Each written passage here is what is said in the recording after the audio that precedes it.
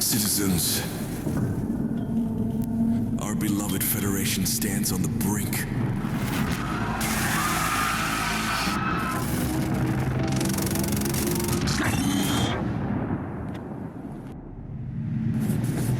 But we stand strong.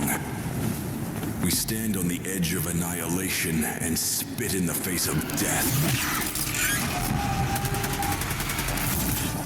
The tyrants came to menace your ancestors.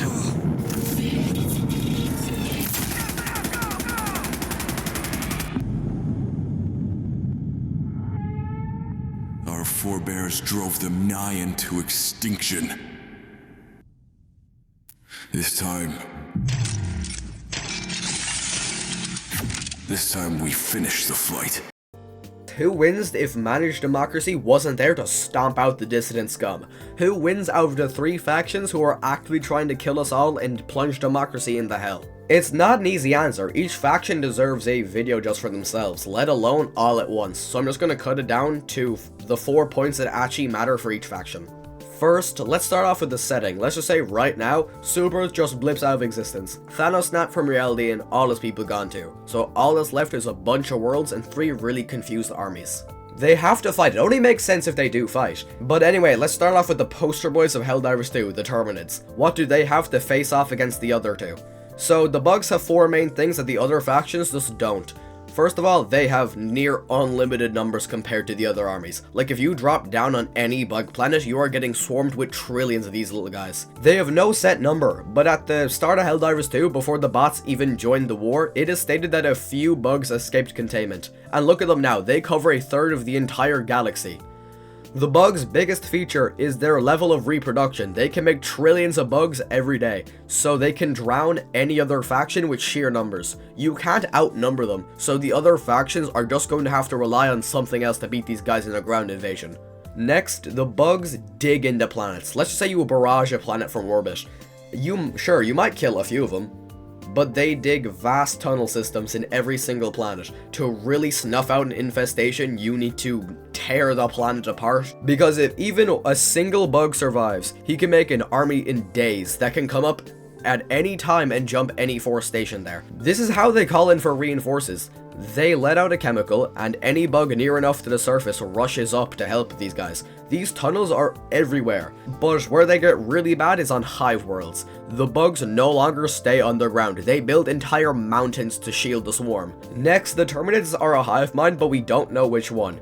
They could all be separate creatures that communicate with each other, or it could be one creature that controls them all. I think it's the first option. Each bug has its own intelligence, but they can all communicate. Because if it was one ultra smart creature controlling them all, then why can I quickly kill a bug and no other one finds out? It could just be a gameplay thing, but I need to take it at face value. And since we contained the bugs and farms, why was there no talk about someone finding the hive mind, or that hive mind breaking out? There's just no evidence of it being there, and I can't just assume there is one. And finally, the bugs have the gloom, the big ass wall of spores that consumes anything and everything that enters it. And most people seem to think the bugs can just keep growing this forever, but it can't keep growing, because there is zero reason for the bugs to stop growing it.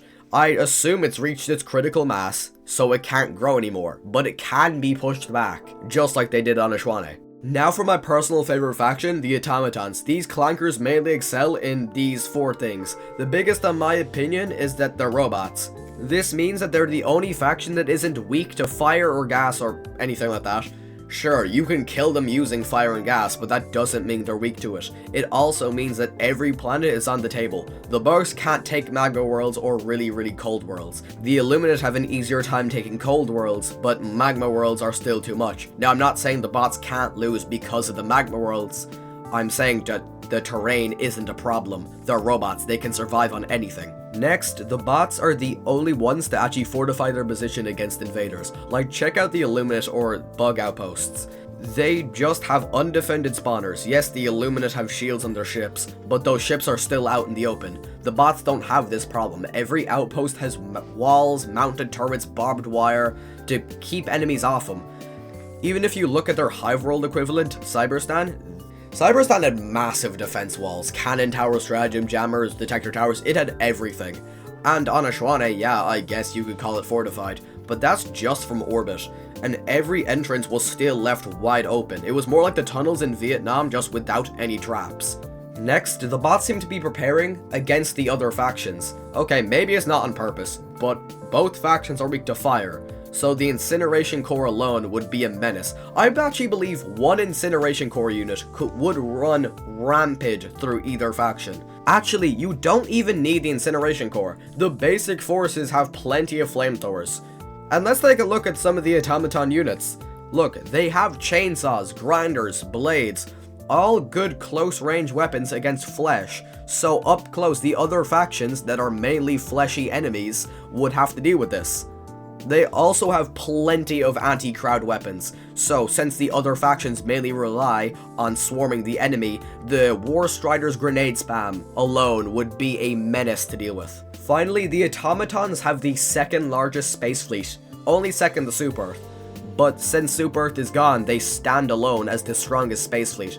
Maybe the Illuminate could fight back, but we don't know if their fleet is for fighting since we've never seen a battle, nor have they ever put up a fight when we shoot them down. In my opinion, they just act as hubs for the Illuminate to teleport through. But anyway, the bots can provide near unrivaled orbital support to ground troops. Now for the most hated faction that I personally really like, the Illuminate. Now these guys were really hard to find things that they have over the other factions. They've really only prepared for a fight against Super Earth. Now this makes sense, they're only angry at Super Earth, but in this scenario that's just not gonna help. But I was able to find 4 points, and some of these are kind of weak, I admit, but they just aren't prepped for the other factions.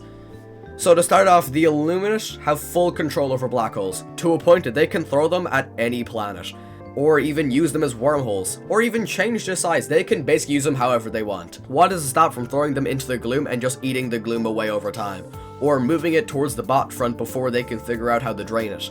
Next, they are the most technological advanced faction in the whole game, even compared to Super Earth. Like, they have mind-altering technology and genetic editing, and they do this really fast. Like, they can get entire populations in less than a day. For example, if you weren't filled with democracy, those annoying towers that make you struggle to put in stratagem codes would turn you into a Helldiver voteless instantly. The Illuminate are also highly trained. Like, I know the voteless and the flesh mobs definitely are not trained, but the overseers are really well trained in some form of martial arts with that, like, plasma stick gun thing they have. Not only are they trained on how to aim it, but if someone gets close, they know how to face off against them in close range. So logically, we can assume that they're trained in everything else that would make a good soldier. Finally, the Illuminate came from outside the universe, so if things get really bad, they can just run away again and this time prepare for the other factions just like they did for Super Earth. So at last, who wins between the bugs, bots, and squids?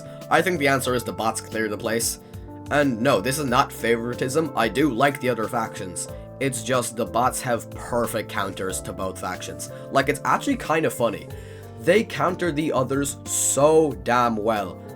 See, I know if you got this far and you're a bug diver, you might think, what about the gloom?